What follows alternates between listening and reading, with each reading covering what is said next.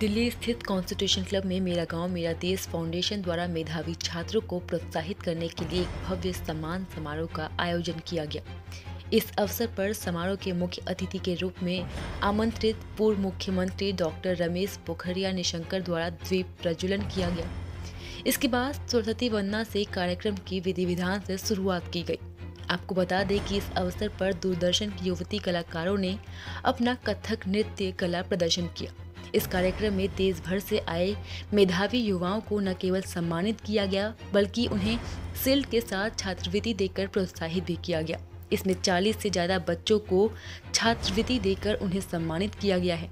आपको बता दें कि इस संस्था का मुख्य लक्ष्य ऐसे बच्चों को समाज की मुख्य धारा से जोड़ना था जो समाज की मुख्य धारा से कटे हुए तथा आर्थिक रूप से पिछड़े हुए हैं। नमस्कार, मैं प्रत्यक्ष शर्मा और इस वक्त मैं कॉन्स्टिट्यूशन क्लब में मौजूद हूं और आज मेरा गांव मेरा देश फाउंडेशन की ओर से एक कार्यक्रम आयोजित किया गया है। इसी क्रम में हमारे साथ यहां पर मेहमान मौजूद हैं। क्या नाम है सर आपका? मेरा गौरव जोशी। गौरव जी, क्या कुछ कहना चाहेंगे आज इस कार्यक्रम को लेकर? मैं सबसे पहले मेरा गांव मेरा देश फाउंडेशन के आयोजकों को इस कार्यक्रम के लिए बधाई देना चाहता हूं कि उन्होंने बहुत सामयिक विषय पे इस महत्वपूर्ण कार्यक्रम को आयोजित किया है, जिसमें काफ़ी संख्या में बच्चे और दूसरे नागरिक जुड़ सके हैं और इस कार्यक्रम के माध्यम से समाज को एक नई दिशा देने का प्रयास कर रहे हैं। तो आयोजकों को बधाई। जी, देश के भविष्य यानी देश के युवाओं को क्या कुछ संदेश है आप? देश के बच्चों को और युवाओं को मैं संदेश देना चाहूँगा कि सबसे पहले तो हमें इस बात पर गर्व होना चाहिए कि हम भारत जैसे देश के नागरिक हैं, जहाँ पे हमारा जो देश का इतिहास है वो बहुत समृद्ध इतिहास रहा है। और इसमें आप यदि देखेंगे तो चाहे वो बिज़नेस की फील्ड हो, पॉलिटिकल फील्ड हो, सामाजिक फील्ड हो, या विज्ञान की फील्ड हो, हर क्षेत्र में देश के नागरिकों ने एक्सेल्स या बहुत बड़े बड़े अचीवमेंट्स उन्होंने किए हैं। और इस तरह के जब आयोजन होते हैं जिसमें बच्चों का, खासकर युवाओं का उत्साहवर्धन किया जाता है, तो उस उत्साहवर्धन के माध्यम से बच्चे और युवा एक नई दिशा को और नए मुकाम को हासिल करने के लिए प्रयासरत होते हैं। तो ये जो कार्यक्रम है बहुत महत्वपूर्ण पड़ाव है और मैं आप सभी से, युवाओं से खासकर ये कहना चाहूँगा कि देश की तरक्की में अपना योगदान दें, आगे बढ़ें और अपने जीवन को और बेहतर और समृद्ध बनाएं देश के साथ में। मेरा गांव मेरा देश, ये जो फाउंडेशन ने जो ये संकल्प लिया है, जो अभियान लिया है, मैं इनको बधाई देने के लिए आया हूँ। मैं सोचता हूँ देश के अंदर बहुत सारे निर्माणी काम हो रहे हैं, लेकिन इस तरीके का जो काम हो रहा है जिससे युवा पीढ़ी बहुत आगे बढ़ सकती है, उनको प्रोत्साहन मिल सकता है, जो लोग काम कर रहे हैं उनको सम्मान मिल रहा है, जो इस तरीके की जिनको ज़रूरतें हैं उनको उनकी ज़रूरत पूरी करने के लिए छात्रवृत्ति दी जा रही है। तो ये जो फाउंडेशन जो काम कर रहे हैं वो सामान्य काम नहीं है। यही पीढ़ी जो आज यहाँ पर सम्मान प्राप्त कर रही है, यही पीढ़ी जो आज यहाँ पर छात्रवृत्ति लेने के लिए इस प्रशाल में खड़े हैं, ये हमारा देश का भविष्य है, मेरे परिवार का भविष्य है, देश का भविष्य है। और मैं कहता हूँ देश का ही भविष्य नहीं, ये पूरी दुनिया का भविष्य है, क्योंकि जो भारत की अपनी सांस्कृतिक धरोहर है, जो हमारा विचार है वसुधैव कुटुम्बकम की, वो केवल भारत है। और सर्वे भवन्तु सुखिनः वाला जो सिद्धांत है वो भी भारत का है। इसलिए पूरी दुनिया को इस समय भारत के लोगों की ज़रूरत है और ये बैठा हुआ ये मेरा भारत है। मैं इसको बधाई देने के लिए आया हूँ और संस्था को विशेष करके बधाई देने के लिए आया हूँ।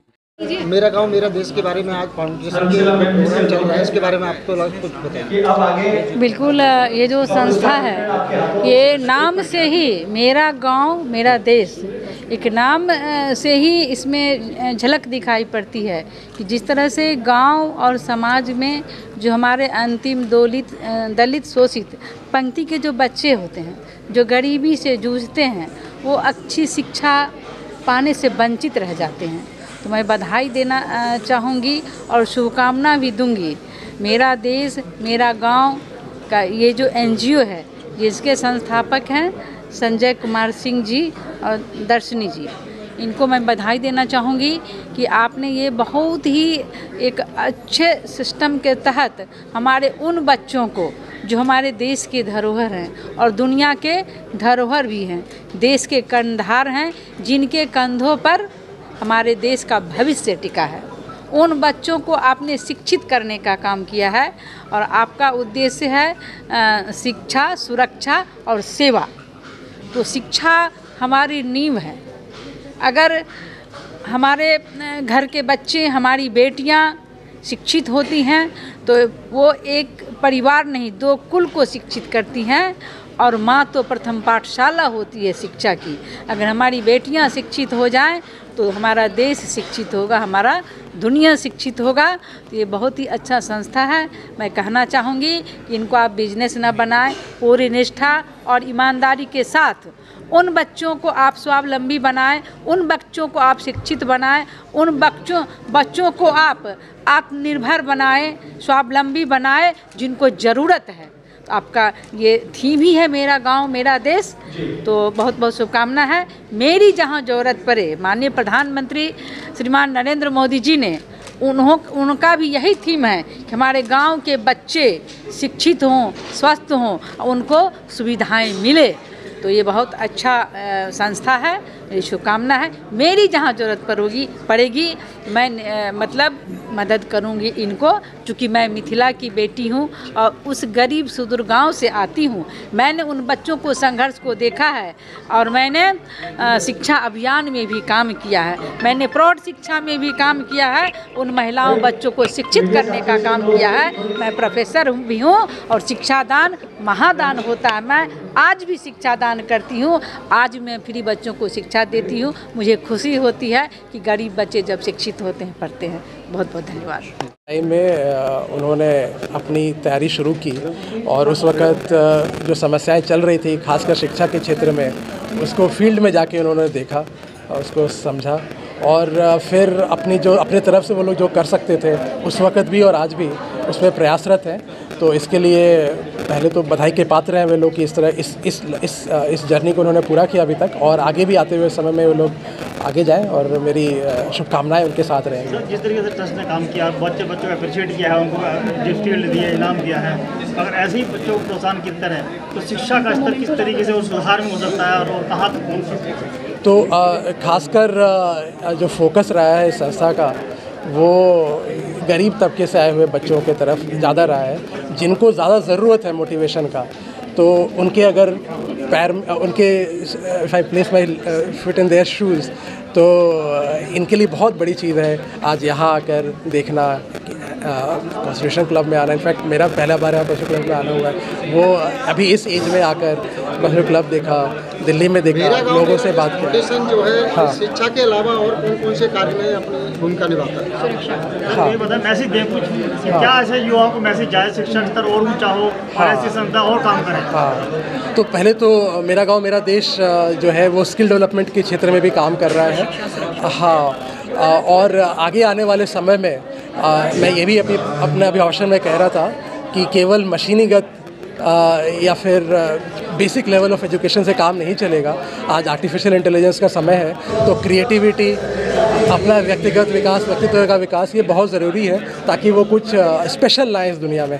आजकल जनरल चीज़ों से ही केवल चीज़ें जो पहले चलती थी उसमें बदलाव आया है, उस बदलाव की तरफ अपने आप को भी निखारना पड़ेगा, बदलना पड़ेगा। उद्देश्य यही है कि जो गरीब बच्चे हैं, स्पेशली जैसा नाम सजेस्ट करता है मेरा गांव मेरा देश, तो हम गांव के उन बच्चों की हेल्प कर सकें जो किसी वजह से आगे नहीं आ पाते या उनके पास उतनी फैसिलिटीज़ नहीं हुए हैं या मतलब उनको वो एक मीडियम नहीं मिल पाता। तो हमारी तरफ से इन लोगों का मतलब ये जो अप्रोच है, हम बहुत ज़्यादा मतलब we feel very lucky that we are part of this, and I also feel that this is very small what I have done for them और what we have done for them. क्योंकि मेरा ये मानना है, specially ये जो particular event है, इसमें मेरे लिए मैं थोड़ी इमोशनल भी हूँ क्योंकि हमने ये अपने ब्रदर इन लॉ की याद में ये चीज़ की है। आज वो है नहीं, लेकिन मुझे लगता है कि इसी बहाने कुछ ऐसा करके हम उसके नाम को भी ज़िंदा रख सकते हैं। और वो जो करना चाहता था, क्योंकि वो खुद बहुत सोशल था, बहुत हेल्पफुल था, और अगर हम छोटे बच्चों को या उन बच्चों को थोड़ा आगे किसी तरीके से प्रोत्साहन देके या उनकी किसी भी प्रकार की मदद कर सकते हैं, तो मेरे को लगता है मेरी मतलब हम लोगों के लिए इससे बड़ी बात और कुछ भी नहीं है। बस मेन इंटेंशन यही है कि जो भी थोड़ा बहुत हम कर सकते हैं उन गरीब बच्चों को हम किसी तरीके से प्रमोट करें, आगे आने में थोड़ी हेल्प कर सकें, बस यही है। कितने बच्चों को डिस्ट्रीब्यूट किया गया? तकरीबन 18 बच्चे छात्रवृत्ति में थे और 18 बच्चे छात्रवृत्ति में थे। जी जी जी। आज का जो कार्यक्रम हुआ वो मेरा गांव मेरा देश फाउंडेशन के तत्वाधान में किया गया है, जिसमें मेधावी छात्रों को प्रोत्साहित किया गया है। शील्ड के जरिए, प्रमाण पत्र के जरिए साथ साथ 18 से भी ज़्यादा बच्चों को छात्रवृत्तियाँ दी गई हैं जो अभावग्रस्त हैं, जो कमज़ोर तबके से हैं। बिना किसी भेदभाव के हमने बच्चों को चयन किया है और उन्हें छात्रवृत्ति दी है ताकि उनकी आगे की पढ़ाई सुचारू रूप से चल सके और कोई आर्थिक समस्या से जूझ रहा बच्चा अपने करियर को बाधित न कर पाए। तो इसलिए हमने बच्चों की प्रोफाइलिंग मंगवाई थी। देश भर से मेधावी बच्चों की प्रोफाइल मंगवाई गई थी, उनके बायोडाटाज मंगवाए गए थे और हमने उन बायोडाटाज के जरिए अपनी कमेटी बनाई थी और उस कमेटी ने सिलेक्शन कमेटी के जरिए उन बच्चों का चयन किया है। नहीं, कुछ बच्चे मैसूर से आए हैं, कुछ बच्चे बैंगलोर से हैं और कुछ बच्चे जो हैं बिहार से हैं, उत्तर प्रदेश से हैं और कुछ बच्चे जे कॉलोनी के, ज़्यादातर बच्चे ऐसे हैं जो जे कॉलोनी से आए हैं। उन बच्चों का हमने चयन किया जो झुग्गी देश फाउंडेशन के बारे में थोड़ा। मेरा गाँव मेरा देश फाउंडेशन शिक्षा, सेवा और सुरक्षा को समर्पित एक संस्थान है जो शिक्षा के लिए प्रयासरत है। गरीब बच्चों के लिए शिक्षा, खासतौर से बालिकाओं की शिक्षा के लिए हम लोग काम कर रहे हैं। बेटियों की सुरक्षा हमारा ध्येय है और साथ साथ हम एंटरप्रेन्योरशिप यानी हम कौशल विकास के लिए भी काम कर रहे हैं। हम महिलाओं को स्किल डेवलपमेंट के लिए काम कर रहे हैं। हमने उनको कुटीर उद्योग से जोड़ा है, हमने उनको प्रशिक्षण दिया है और साथ साथ उनको हमने रोजगार से भी जोड़ा है। तो हमारा मुख्य उद्देश्य है कि हम शिक्षा के जरिए, हम कौशल विकास के जरिए, सुरक्षा के जरिए देश की बेटियों को सशक्त करें और महिलाओं को सशक्त करें।